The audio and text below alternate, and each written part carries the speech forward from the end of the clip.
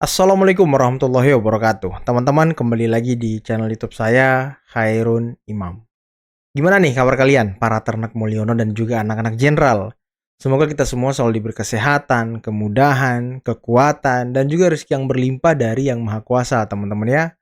Nah, di video ini kita akan melihat bagaimana pidato yang sangat spektakuler, yang sangat luar biasa dari Bapak Presiden ke-6 Republik Indonesia, Bapak Susilo Bambang Yudhoyono. Di mana di dalam pidatonya ada hal yang sangat penting disampaikan oleh beliau, dan ini sepertinya menyinggung juga Ketua Umum Partai yang kemarin melarang kadernya yang merupakan kepala daerah untuk ikut retret di Magelang. Sampai-sampai Pak SBY mengatakan bahwa ini juga mengingatkan kepada kader-kader Demokrat ya, bahwa dahulukan kepentingan negara, baru kemudian kepentingan partai. Waduh, ini nyelekit banget sih. Oke teman-teman, untuk lebih jelasnya, mari sama-sama kita simak pidato Pak SBY berikut ini. Para pemimpin dan kader utama Partai Demokrat, baik pada tingkat pusat maupun daerah, yang saya cintai dan saya banggakan.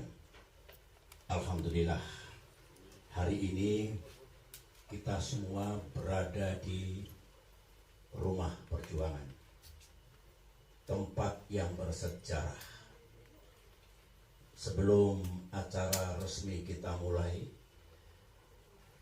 terlebih dahulu saya ingin menjelaskan kepada para pemimpin dan kader utama Demokrat tentang tempat ini, tentang rumah dan pendopo Cikeas, tentang dua bilik yang sekarang saudara-saudara berada di tempat ini, karena ada nilai-nilai sejarah yang ingin saya sampaikan agar perjuangan Partai Demokrat ke depan,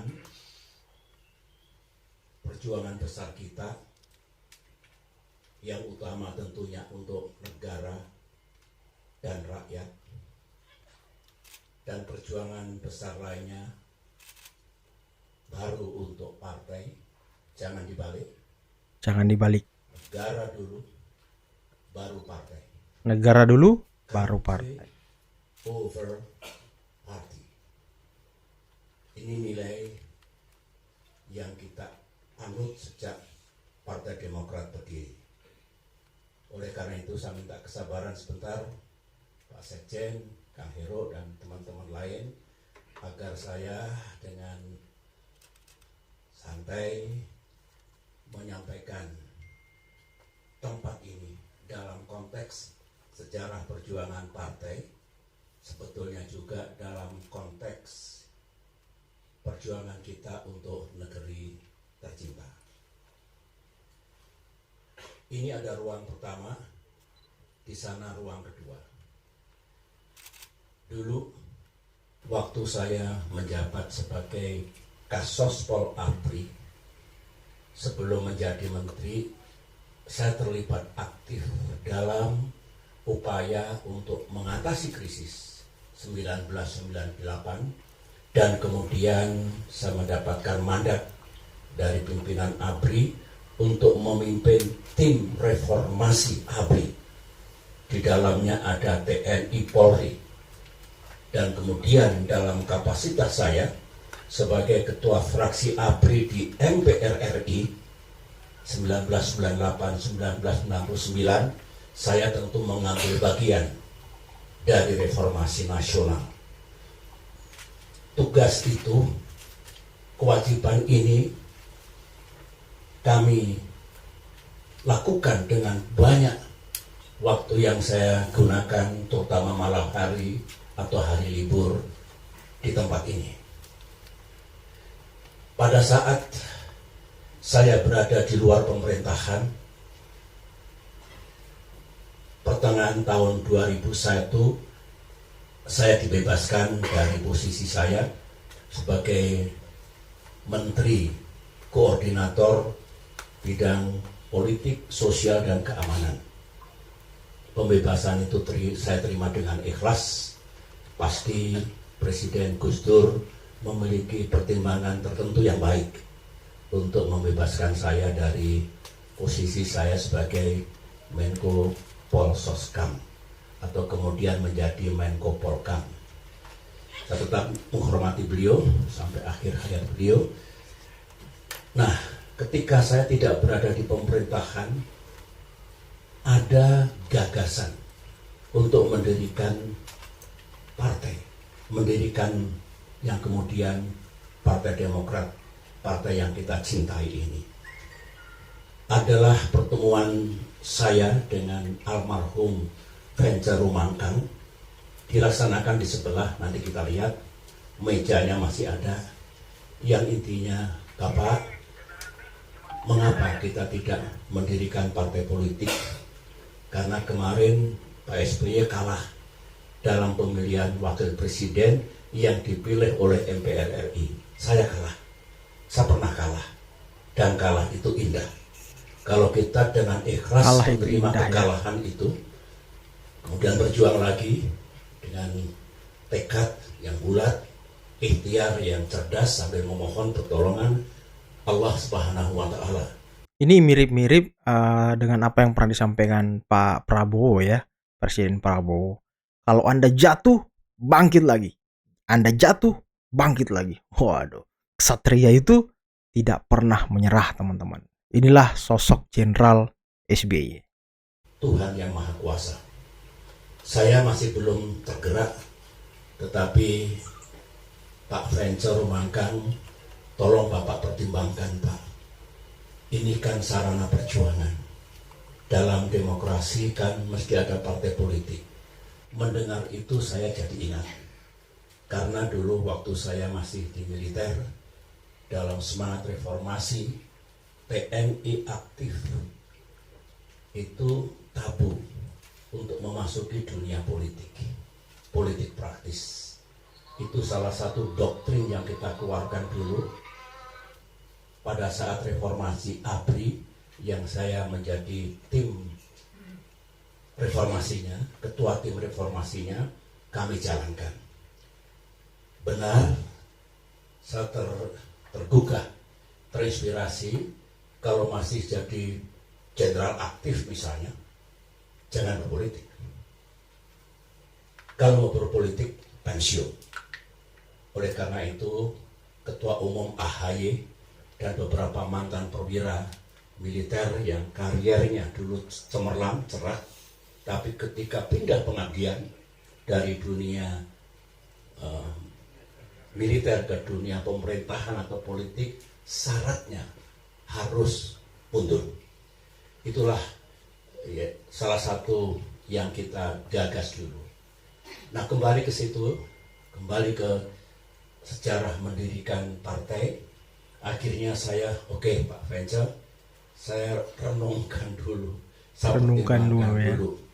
Akhirnya satu hari kemudian saya duduk sama almarhumah Ibu Ani di tempat ini.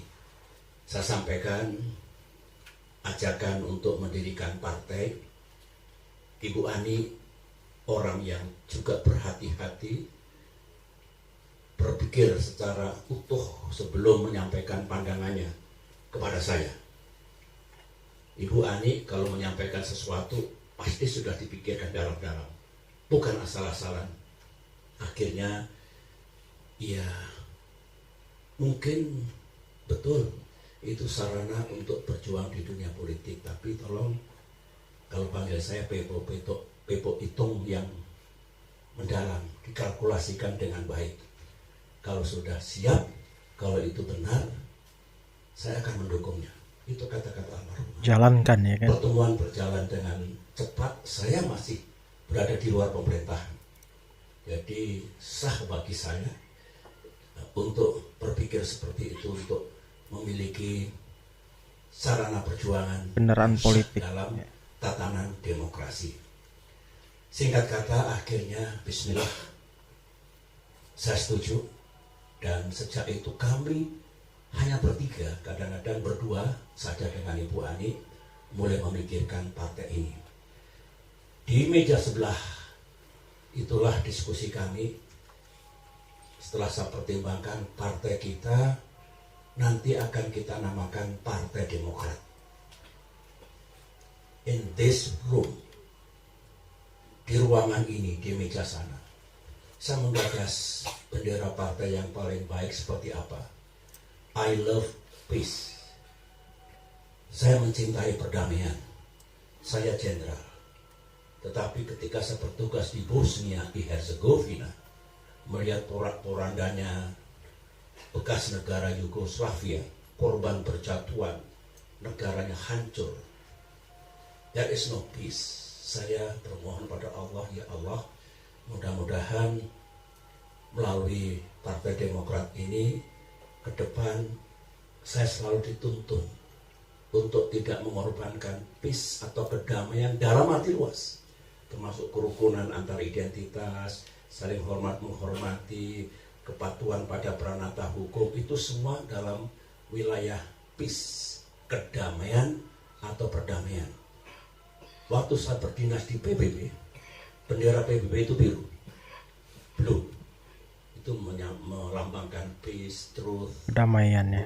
wisdom dan sebagainya. Wisdom. Akhirnya saya buat lambang Partai Demokrat segitiga merah putih, karena waktu itu doktrin kita 3 perjuangan, dan di sebelah mejanya saya tunjukkan tadi, disitulah saya bikin draft bendera Partai Demokrat, ditunggui Ibu Ani. Wow, luar biasa. Lanjut lagi, lambang partai sudah, nama partai sudah, lambang partai sudah, bendera partai sudah. Di sebelah tepatnya Taufikur Rahman itu dulu ada keyboard.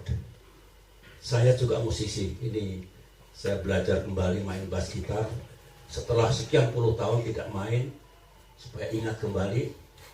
I am musician, I am songwriter. Saya ikut band dulu, masih muda sampai masuk akademi militer. Di situ ada keyboard. Saya susunlah, saya pikirkan Mars Partai Demokrat di ruangan ini, liriknya maupun nadanya.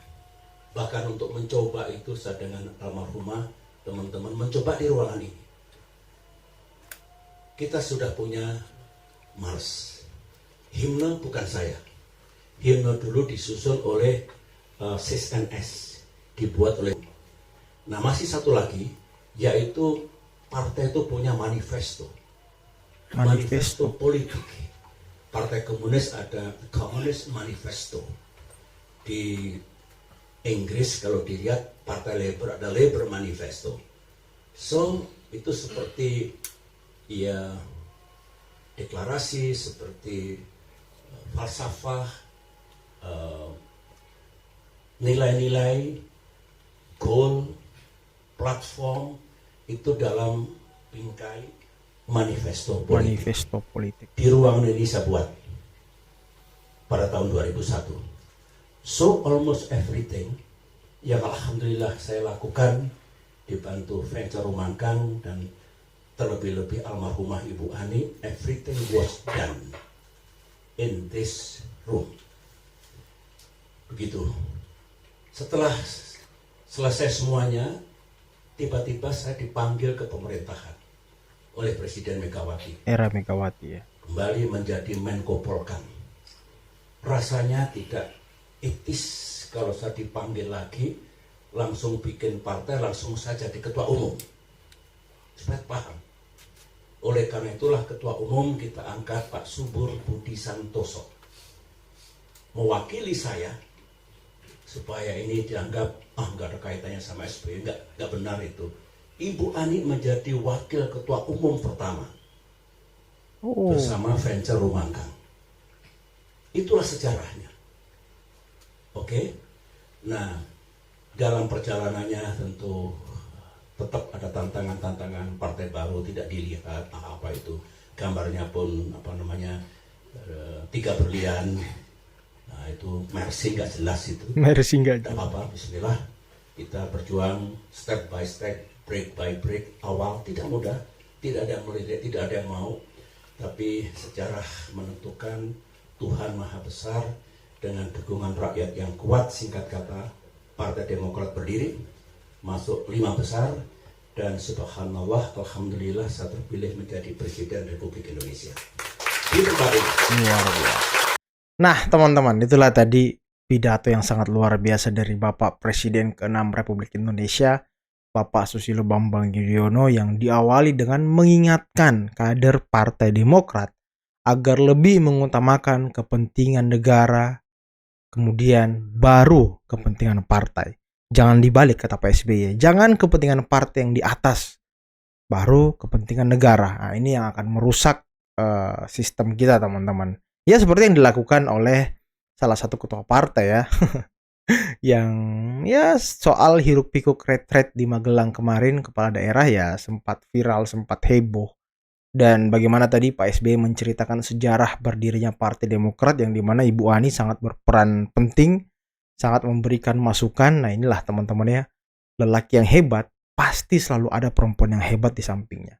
Karena perempuan hebat pasti selalu akan memberikan masukan, memberikan pendapat, mengerem, tancap gas. Karena kadang laki-laki itu perlu ada penyeimbang. Nah, laki-laki kan kadang satset teman-teman. Nah, perlu ada perempuan di sampingnya yang sangat luar biasa, yang harus menjadi kompas apa pemandu gitu, pemandu tambahan. Jadi kalau suami nahkoda, dia bagian kompasnya, teman-teman. Waduh. Dan bagaimana tadi beliau menceritakan ketika menjadi Menko Politik, Sosial, dan Hukum kali ya tadi ya, di era Presiden Gus Dur, dan menjadi Menko Polkam lagi di era Megawati, yang akhirnya ya disitulah awal mula perpecahan antara Megawati dan juga Pak SBY. Dan ketika Pak SBY menjadi presiden, disitulah puncak dari hubungan yang kurang baik antara Pak SBY dan juga Megawati. Oke teman-teman, mungkin cukup sekian dulu video kali ini. Jangan lupa like, subscribe, dan share videonya. Akhir kata, billahi taufiq wal hidayah. Wassalamualaikum warahmatullahi wabarakatuh.